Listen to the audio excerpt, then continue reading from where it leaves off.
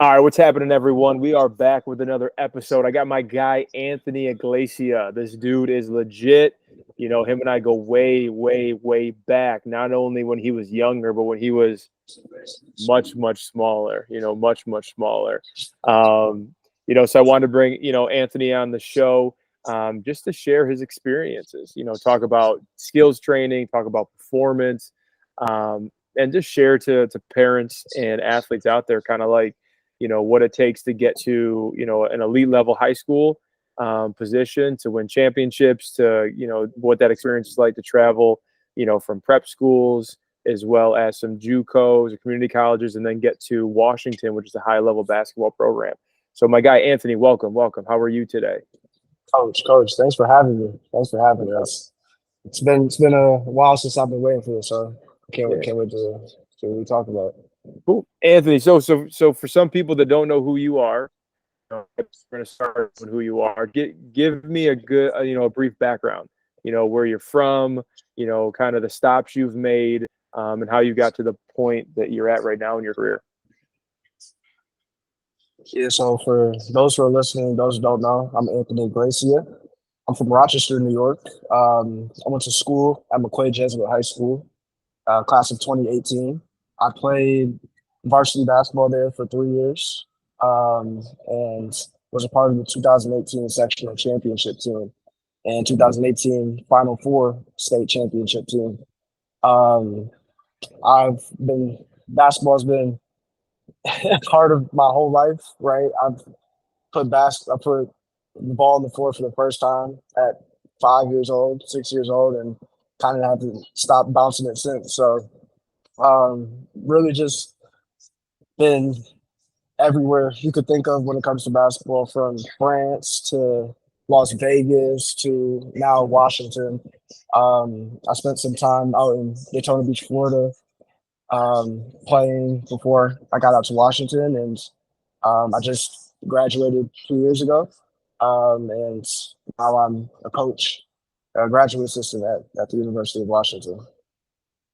Nice, man. And just for some people that don't know, right? Because the video won't share the full story. How tall are you? I'm 5'6", 5'6" on the record. 5'6"? Are you 5'6"? On the record, yeah. On the record, 5'6". What do you listen on Washington's website? I think they might have changed it. Some days I'm 5'5". I go back and I'm 5'6", 5'7". So I think with shoes I'm 5'7". Yeah, and I only say that because, right, I think Anthony, I think you underplay your accomplishments, right? Like high school, it might have been 5'4", 5'5". What were you going into your senior year? You're what, 100? Being generous. Yeah, 125 pounds, 130 pounds. Yeah, I was 125 entering my senior year. Yeah. And, right. So we got.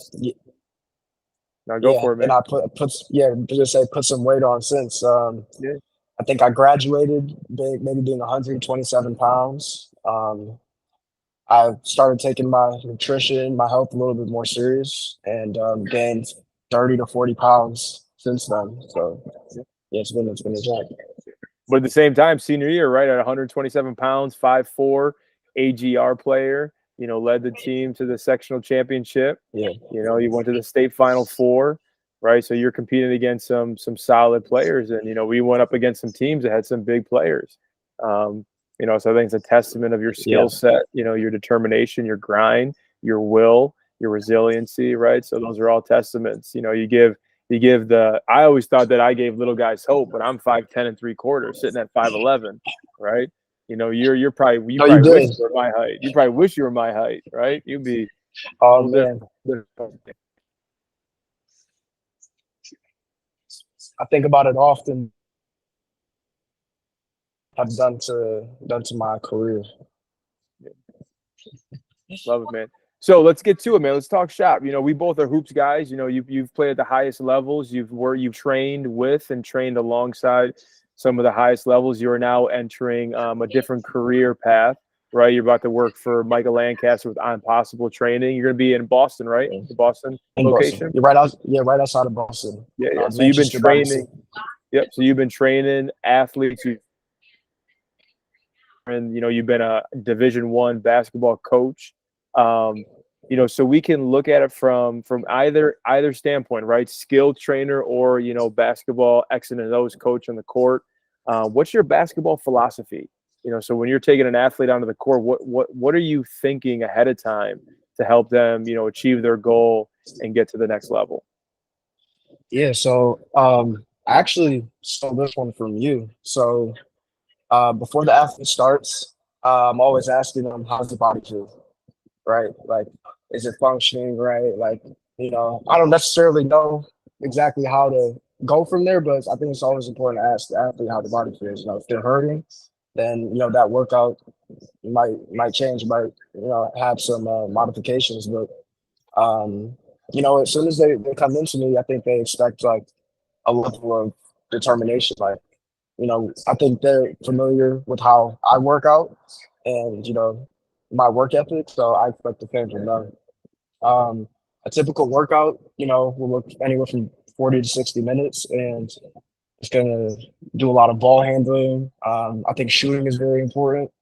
So I'm really just trying to see like what is how does their body move, right? So if you give me a 6'7" guy, right, and he's right strong, athletic, and maybe doesn't have that shooting ability, then maybe we're just going to focus on their weaknesses, right? But you might have a 5'7" guy who's maybe doesn't have those same abilities that the 6'7" guy does. Then that workout can look a little bit different from him, but the expectation doesn't change. I'm gonna challenge the age or the player just the same. Absolutely. So I guess are you going to attack an athlete based on what their position is, what position they want to be, and then focus on those skill sets that'll help them be successful at that position? Or are you going to look at like a center and say, hey, you got some good big man moves, but right now your 15-foot jump shot isn't where it needs to be, and that might help you be more successful on the court? Are you going to look at it from that perspective? How are you Yeah, going to break it down there?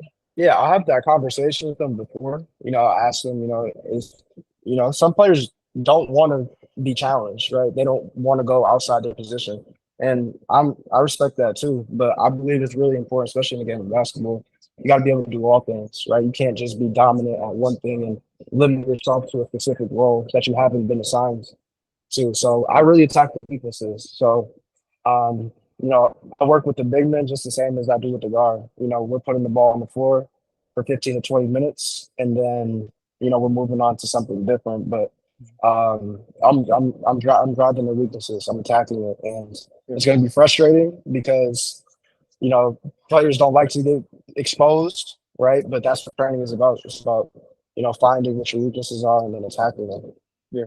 Do you have some like big rocks that you really want to help athletes, basketball players achieve?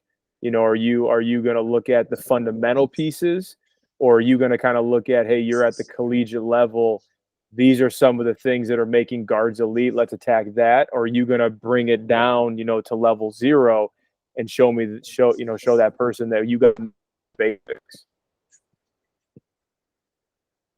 Yeah, so I think when you look at fundamental, like what exactly is fundamental? And I believe that's just being prepared for the situation, right? So you look at an athlete who, might have the traditional pivot game, right? Not really putting the ball on the floor.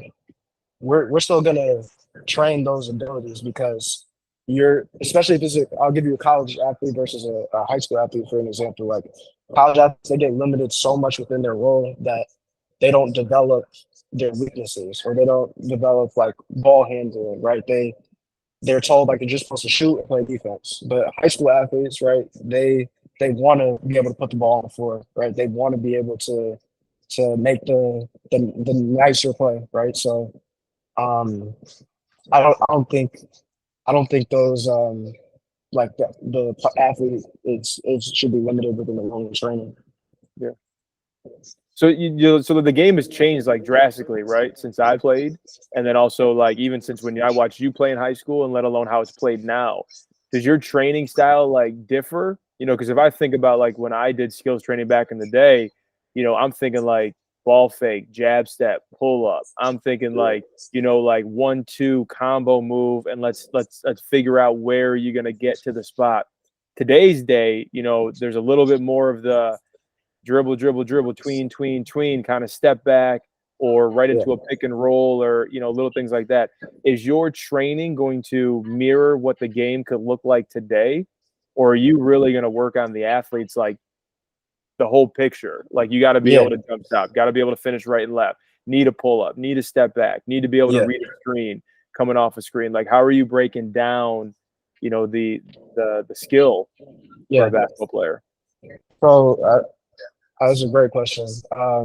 Because if you look at the training like that we do at Impossible, it's a little bit different, right? It's like you look at the cones, look at the training aids, and you question it, like, what is the purpose, right? So I think skill is growing, right? Like, you see the players in today's game, Shea, Kyrie, like those players that have abilities, those are outnumbering players like Steph, right? We're starting to lose more of those players. So I think skill is going, and the game is transitioning into a way where you're going to need to start putting the ball on the floor eventually. It's becoming more physical. So the training that we're doing is around visual aid, and it's around accountability. So I'm not necessarily preparing players for game situations, but I'm getting the player's body to feel what it's like to be prepared for those situations. Yeah. So at Impossible, we call that situational, right? It's not situational, it's situational. So being prepared for the ability, for the skill in that moment. Yeah. Well, I think at the end of the day, right, it's always athlete dependent. You know, if you have we do know with an elite level athlete, sometimes that chaotic training is what they need because they're such at a high level.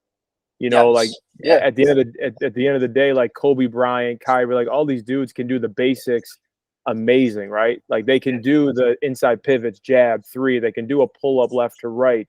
You know, they can do the simple stuff extremely well. I think that's what separates them, right? Like you can do the simple stuff so much more advanced than, you know, a eighth grader. But at the end of the day, right, when we look at you, how do we get you better? So, right, sometimes that chaos, sometimes that, you know, that unstructured sense of training. I know there's a lot of like finishing with a medicine ball or like one of the physio balls. You get bumped by it, or you got to hit a tennis ball and then finish it, right? Those are little things that, right, you have to take that a high level athlete and you got to stimulate their brain. You got to stimulate that in the moment skill set. So I like that skill. Say that again. Skilltuational. I like that, right? Because you got to think of the whole level athlete. But, you know, I think Micah's got a great model. I used to adopt a ton of his training, and I love like some of the young kids, right? They don't know how to get low. So how do you teach them how to get low? Touch a cone that's lower than your knee. Like I don't think that's gimmicky or flashy. I think like I need you to get to a point that you can't feel. So let me put a cone underneath you so you can touch it.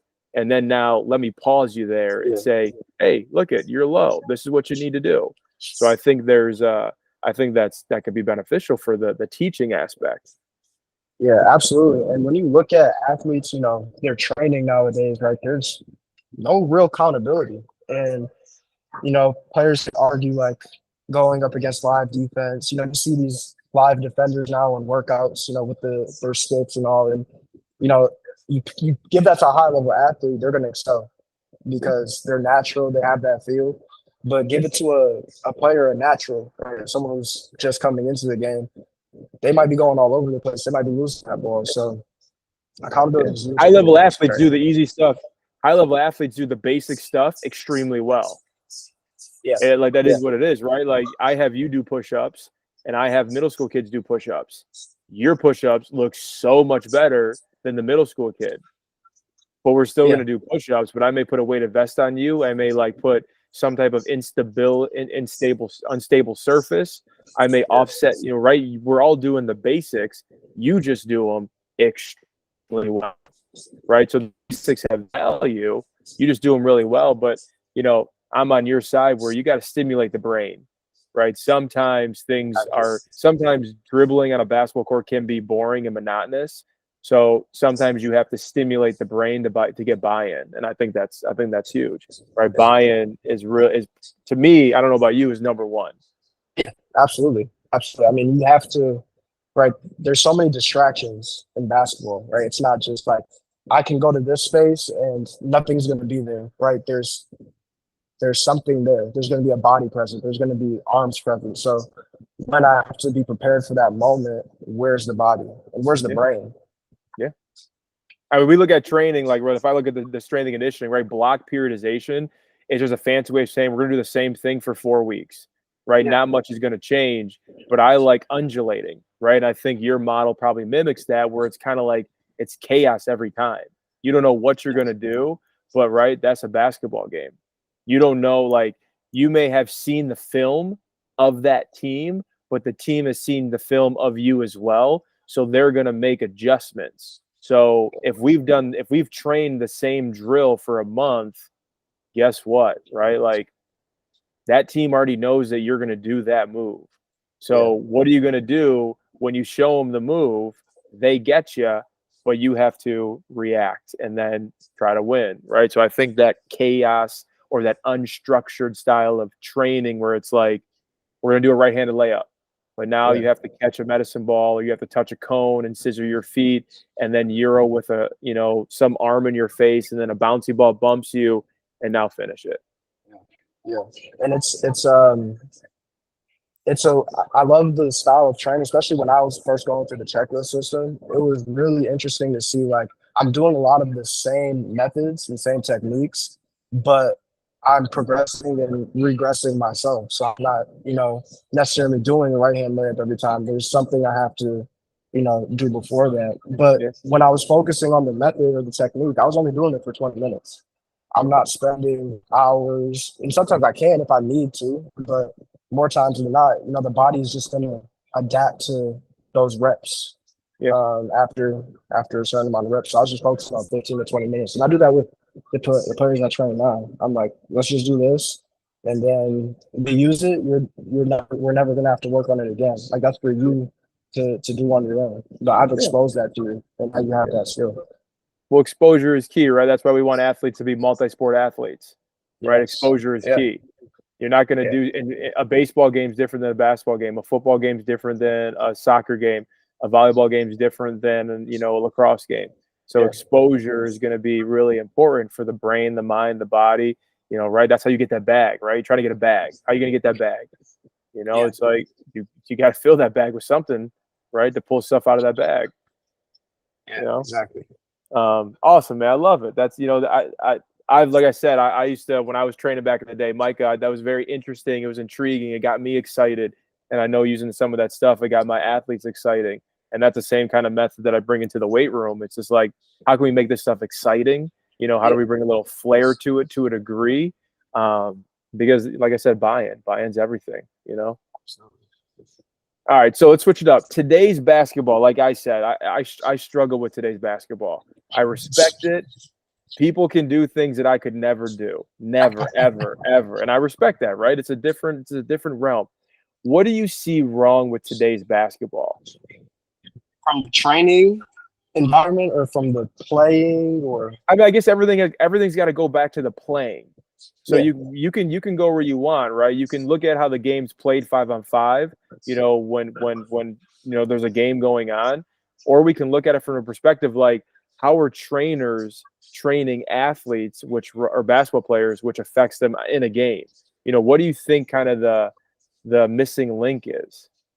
I think the first thing that comes to mind is trainers guaranteeing that if you do this one thing right, like almost that 10,000-hour rule, like if you do this one thing right, you're going to be successful. Like, this is the only thing you need. But like we just talked about, exposing players to different things is so important. So I think like the way that the game is trending now is like I was saying earlier, it's, players need to be able to put the ball on the floor. And, a lot of coaches and a lot of trainers will like train game situations, which is great. Like, you need that, but you're going to get that all year round. How Yeah. often are you getting strength and conditioning? How often are you getting skills training with accountability?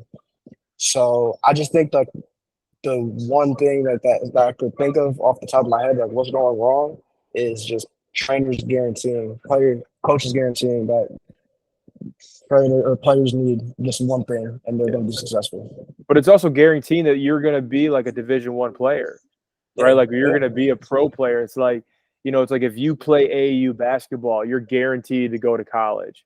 You need AAU to go to college. You need to be on this high school team. You need to reclassify or you'll have no shot, right? yeah, Like, let's be real. Genetics are genetics. Like you're the exception of the rule, right? Like genetics, you have an amazing 3-point shot, right? But you kind of looked at the game differently and said, all right, if I'm going to be 5'4", I better stretch the defense out to 35 feet because yeah, I'm not going to dunk over anybody. So I need as much real estate to get a floater off or a pull up, right? That's kind of like seeing the yeah, game for what it is. That's not one thing. You developed a really good 3-ball to open up a pull up, a floater, to have good court vision, right? So that's 5 things. But I also see like everybody is going to be a Division I athlete now. Everybody. yeah. Every AAU team is making you a Division I player. Every reclass kid is going to go to prep school and they're going to go to UW. They're going to go to, Duke. They're going to the ACC. It's like, I mean, how can every kid do that? Yeah. There's not enough. There's not enough players. Not enough schools for that. It's also like that false hope, right? It's like, what if you don't? Was it not worth it? Was the time spent on teams and working out and training and exercising, was that all not worth it? Because Yeah. you're in shape, you're healthy, right? Like you get to do something that's fun that other kids don't get to do, right? Like to me, it's like this all or none. I didn't make it to D1. It's over with. I'm out. Yeah. You look at guys like Soup, right? He defined all odds. Like he didn't care what level he was at. He was going to find a way to be a Yeah. pro. And it's just, I think it comes down to mentality. Like, you get your opportunity, right? Or you have to, in preparing for your opportunity, like when you get it, what are you gonna do with it? Right? Yeah, 100%. Yeah, I mean, it's progress, not perfection. It's the journey, not the destination. Like if you want to go pro, well, something's got to help you get there. Like you've played with a bunch of pro dudes. You've seen the highest level.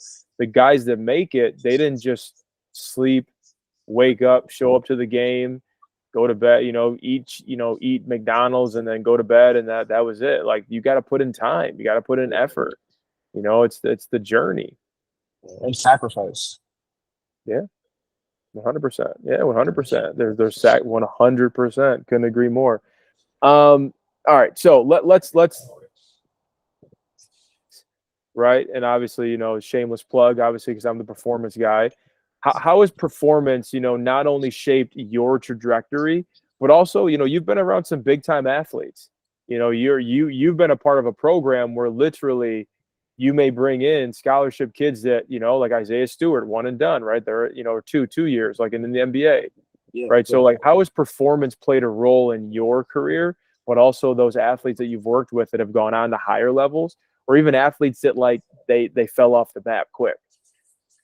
Yeah, I just think what's changed from my perspective, and I'm very biased and not saying this because you're on here, but just the weight room, like I think that's just extremely important. And if I could do it over again, it's like, yo, get me in the gym, get me in the weight room right before school, right? Like let me, expose me to different movements. But I just think now, players just want to play, right? And they want to, go scrimmage or go play pickup, which you need too. But I just think the weight room is extremely important, right? And I think we had this conversation maybe my senior year, or you just looking at all the guys at the Division I level, right? 185 pounds, 200 pounds, right? If you're in high school and you're 120 pounds and you think you have the skill to just go out there and perform against these high level athletes with the same skill and they have more weight, you're mistaken because It's not even the same skill, right? You may get a guy who's like less skilled than you, yeah, but they're yeah, buck 85. Like you can't stop them. Like you yeah. can't. You can't go if you're 150 pounds, you can't stop a 190-pound guy, even if his handle's a little shaky, right? Yeah. Even if he's like one of those just like kind of like dribble spin move, like let me just use my body. You won't. What are you gonna do? I mean, your bet is probably like trying to pickpocket him when he's falling asleep. But if he's just gonna like back you down, I mean, it's gonna be hard for you to stop that. And then So, 5-on-5, right? Like that, one-on-one, it is what it is. Like, right, you might be able to take, everyone on your team one-on-one with no one else on the court.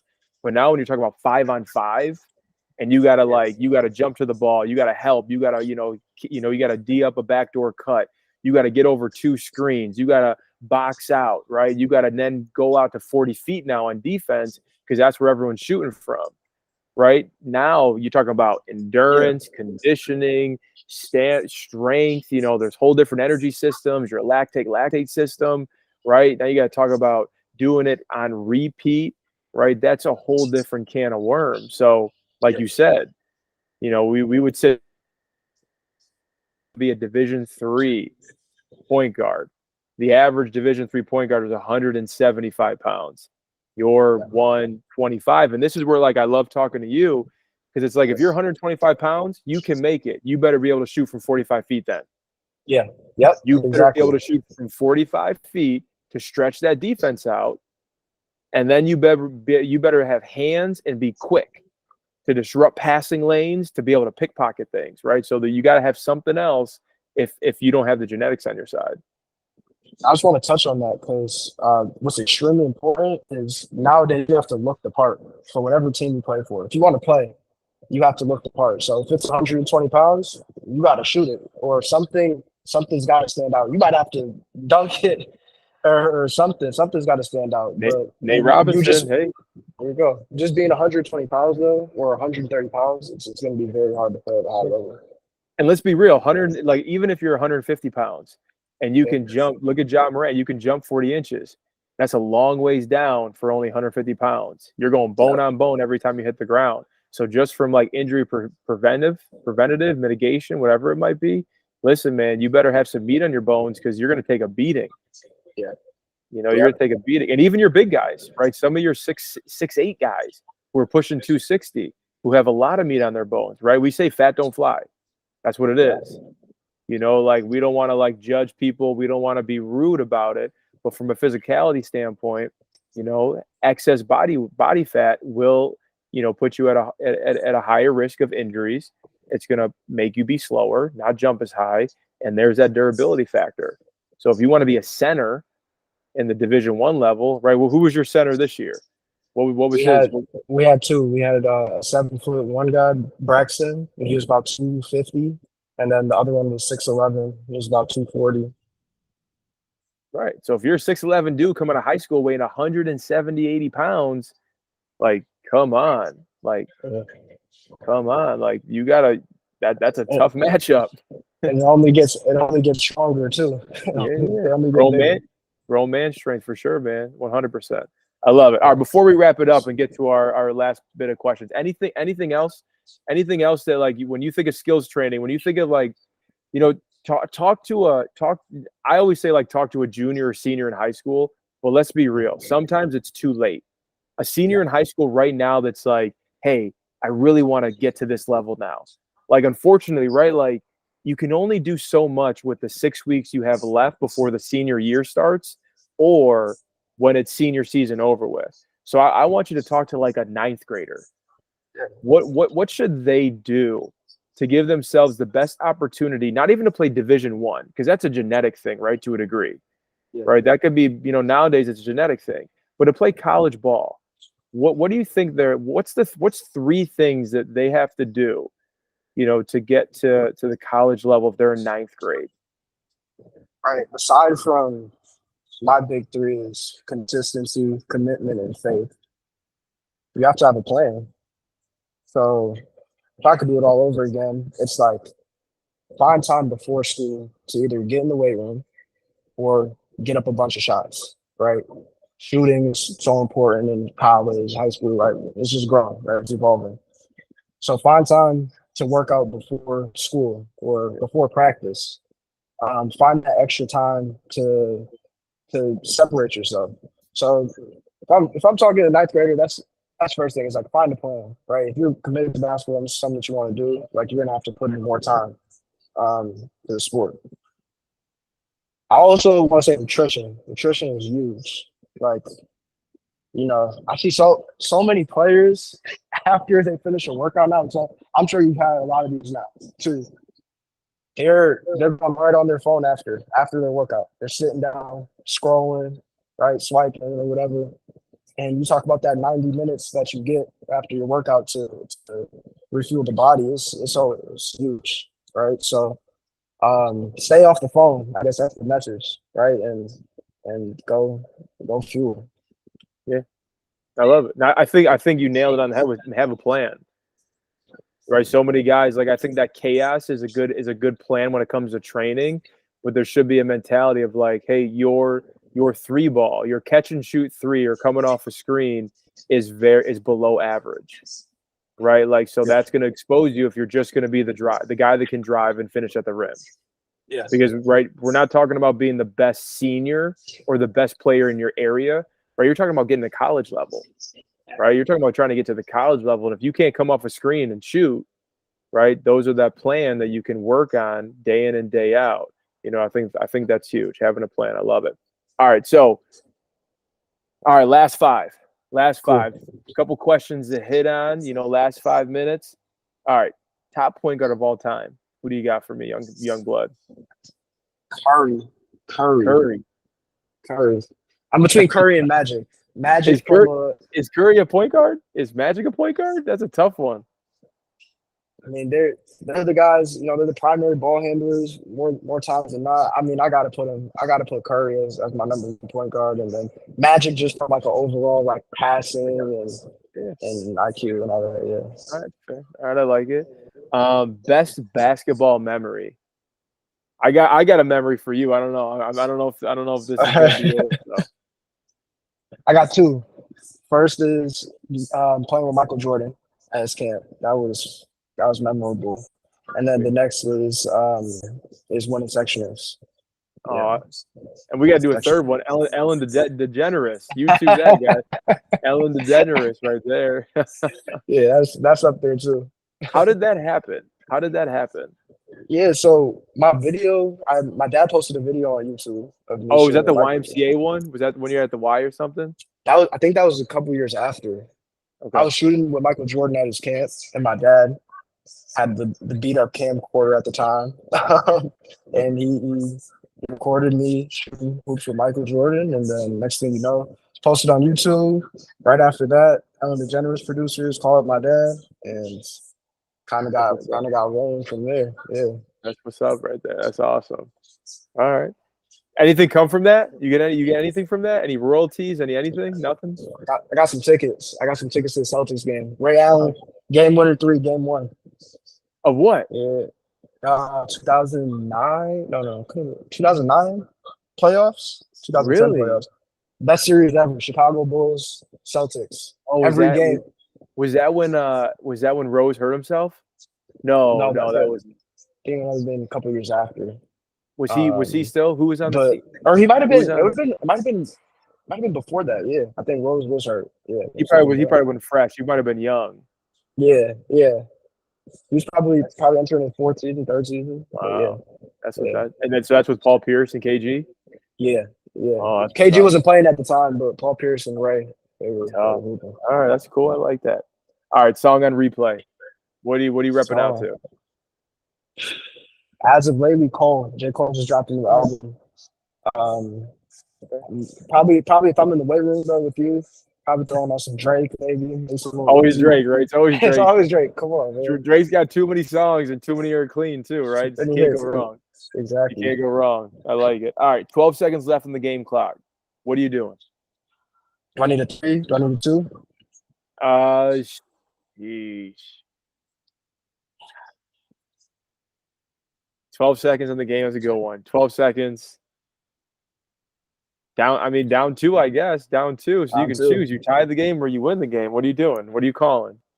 I'm always going for the win. the dagger. But I'm big on getting in the paint. Whatever happens after that, whether it's a kick out for a three or me You trying to you draw a you foul for you going and 1, flat? You going flat? You I'm going ISO or flat. you calling?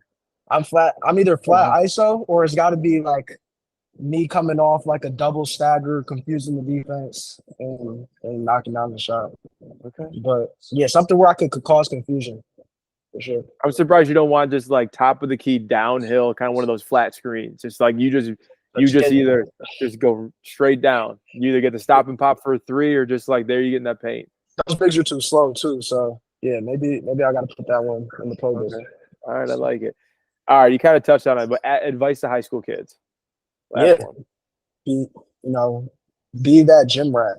We're losing a lot of gym rats nowadays because we make excuses and we're spoiled. We think we need somebody in the gym for us to get better, but it's just about having that mentality that I got to outwork anybody and everybody.